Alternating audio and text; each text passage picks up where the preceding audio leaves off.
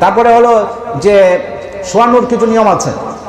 কুরবানির পশুটাকে শোয়ানো, মাথা থাকবে দক্ষিণ দিকে, আবার তার পিছনটা থাকবে উত্তর দিকে, আবার সেই কুরবানির পশুটাকে কেবলামুখী করে শুয়ে দিতে হবে এবং হাত পাগুলি ভালো করে বেঁধে দিতে হবে যাতে সে উঠে পড়তে না পারে। তাহলে সেই দিকে আপনার লক্ষ্য রাখতে হবে, কিবলার দিকে, এবং যিনি জবেহ করবেন ওনার মাথা কেবলামুখী থাকবে।